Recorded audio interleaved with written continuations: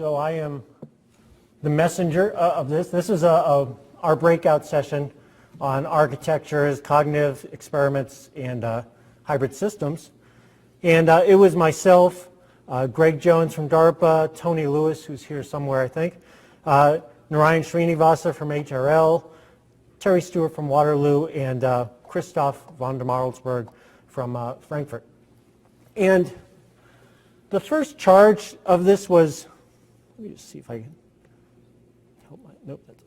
The first charge from our group was, or what we thought we should figure out is, well, what are some common architecture features that a neuromorphic system could do to actually make functioning neural networks? And so then it sort of led into this discussion of what does the brain and mind really do? And so the brain and mind, from this discussion, and I think it's a good way of looking at it, it reconstructs the world, all right? So the whole purpose of the brain and mind is to try and reconstruct the world, make sense of it. And so to do that, you have to break down the problem into subproblems. You have different systems. And then when you do that, then you have to construct invariant subspaces so you can actually make sense of this. What's nice is that this reconstruction is not a full reconstruction. So it's very much winnowed down by attention and also your goals and drives. All right, so that was sort of all right, so if the brain and mind does that and we want to mimic that, we want to look at a neuromorphic system that follows a neuromorphic architecture that follows key elements of the mammalian brain. So one of the first things is the brain is a small world network. There's been lots of work over the years. I'm just showing a couple pictures from a couple key publications or books. But the brain is a small world network. It's highly interconnected. The sensory systems are very strongly interconnected with the motor systems. It's hard to even delineate. And there's hubs or rich clubs, call them what you will, that are actually lots of information going through them, and they're sending out information. So there's a very key architectural principle that's involved with the brain that we should actually look at. What's another requirement? Now, I know a lot of people are talking about cortex in this meeting, but when we got our group in the room, they immediately jumped on, well, it's not just cortex, it's the thalamus, it's the subcortical systems, it's the spinal cord and the musculoskeletal system. But these are key things to consider. Cortex doesn't work on its own. So the thalamus is not only gating information to the cortex, thalamus is also has an important dynamic that might be important for conscious thought. The thalamus is strongly connected to the motor systems. I could go on and on about subcortical systems, an area I'm very interested in, but there's a lot of subcortical systems that actually set the tone for the brain, the cortex, for the drive, the goals that you want, and also a reward system. So very important, can't be ignored, we decided. The last thing that we thought the brain can't be, in a neuromorphic architecture can't ignore, is that the brain is the ultimate learning machine.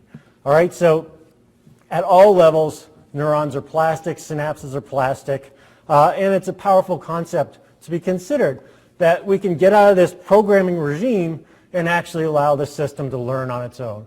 And I'm talking about online continuous learning, what the brain does. So that allows us just to put some key principles in, and then our neuromorphic system should be able to build on that and learn on its own what's important based on its context, drives, and attentional system. All right, so now, what are the building blocks? So given these are the key architectural structures, so we had building blocks at the anatomical level, the neuronal level, and the synapse level. At the anatomical level, I feel, and I think everyone in our group, felt very strongly that anatomy is quite functional and that we should follow the map. It's very important to do, and actually this day and age, there's lots of databases that have been mentioned already that we can actually tap into to get really good connectivity maps at multiple levels, at both a macro stage and at the micro stage, from the cortical column to actually large brain networks. At the neuronal level, spiking neuron elements should be used for many reasons. Computationally, I think the brain's reason for using spiking neurons is that they're energy efficient, and the brain biology is all about maximizing energy. And so neurons that fire are very rare. They're event-driven, so you don't have to constantly be calculating. You just are waiting till a spike event occurs and then processing it. So very important for that reason. There are theoretical reasons.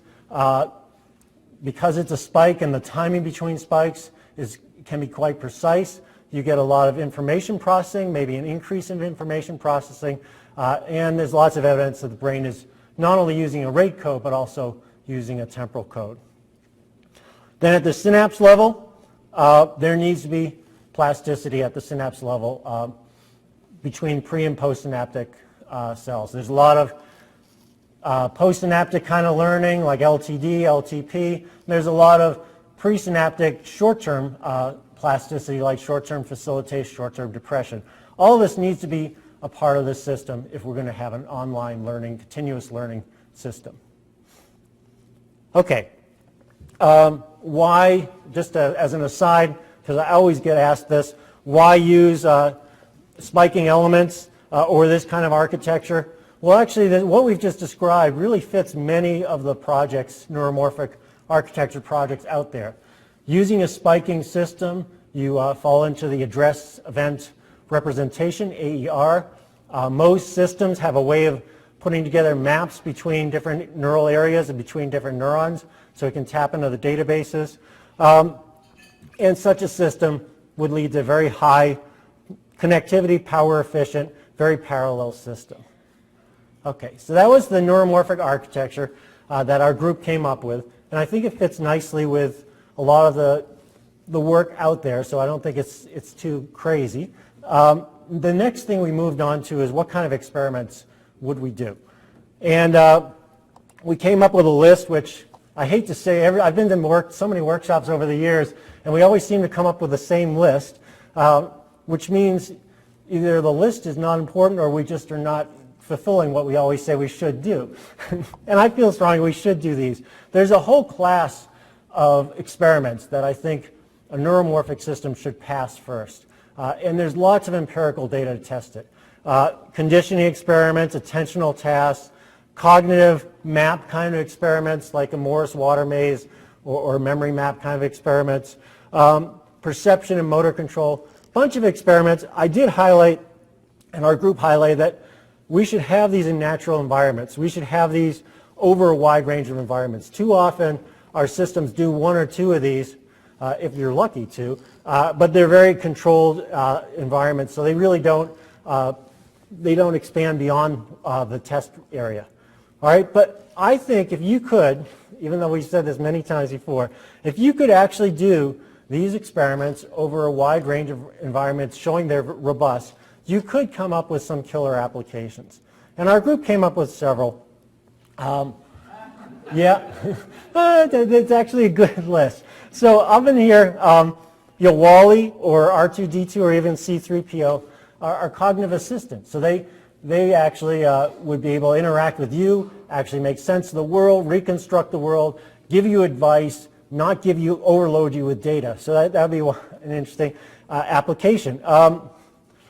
This is Johnny 5, I think, from Short Circuit, which is just a data explorer. It's an autonomous data explorer. It's constantly getting more data. The more data, the more happy. So it's got a drive for curiosity and novelty. And that's actually a very important drive for organisms, biological organisms. Down here, this fits into the big data realm. So I think nervous systems actually we're all constantly handling big data and reducing the dimensionality and winnowing it because we have context, we have drives, we have goals, and we also have an attentional system that only gives us what's supposedly important. And it's also a predictive system, so we're actually predicting what we should find and then actually flagging it if it mismatches our prediction. So these are several areas. I am not, wed to these, but these are several areas that our group said that are open for neuromorphic applications that would fit with the architecture that actually can make a big difference. We also talked about hybrid systems. I'll just briefly talk a moment, and Carl Heinz, I think, mentioned it too. Hybrid systems, there's conventional von Neumann architecture, which has a lot of uses. There's a lot of conventional control systems, so we could actually combine a neuromorphic system with a conventional system. For example, visual or auditory system based on what we know from visual neuroscience or auditory neuroscience could do pre-processing to handle speech recognition or machine vision systems. And Lloyd Watts is here, as I've done actually a success story in doing that. Neurally driven attention and perception systems could actually cut the amount of data coming in to give to your cell phone, actually, so your cell phone doesn't get overwhelmed with data, just the data you need. What else? Sensor networks would be another area where we have lots of sensor networks, but we want to make sense of the information coming in so we could break down and then reconstruct the world coming from a sensor network. And then finally, conventional control, like drone systems, for example, fly very well on their own, but they don't have a cognitive mapping system. They're sort of at the mercy of wherever we tell them to go. If they actually have more autonomy and figure out where the important things are or what's happening, that actually could build on top of a conventional control system. So just to summarize I'm out of time anyway. The main idea was a neuromorphic architecture. It's interactive. It's a small world connected network. Continuous learning we felt very important, constrained by the anatomy, spiking neurons, and plastic synapses. The cognitive experiments were on the realm of big data or cognitive assistance, hybrid systems to augment current engineered solutions to actually use the neuromorphic architecture to, where's Todd, to leverage the conventional systems. And that was the work of the group. Actually, we just recently put like a summary of this up on the wiki for the strategy paper. So I welcome the comments either here. I'm here all day today. I do have to go back to Irvine tomorrow, or give us comments on the strategy paper that's up on the wiki. So thank you very much for your attention.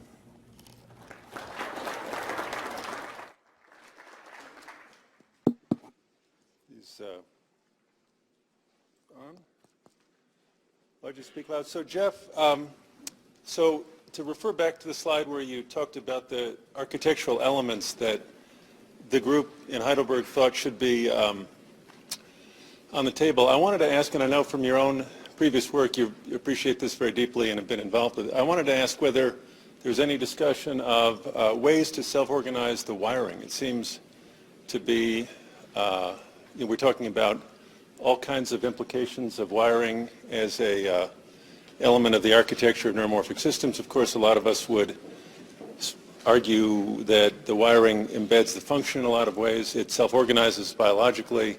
This is a whole topic. It wasn't on your slide, but was it addressed? You know, I'm remembering back to that day in October. I don't think, actually I'm talking about it this afternoon because our own group is doing work on self-organizing the wiring. But actually in our group it wasn't, but that's a very good point. One way to do that is to actually follow a developmental model and you do a developmental kind of connectivity and then prune back. We have other ideas of how to winnow the number of connections and stuff. But I think from this group we were actually saying, well, we've got a lot of information out there in the databases, we should just tap into it. But I think even after you tap into it, then there's going to be some self-organization on the wiring too. Yeah, good point.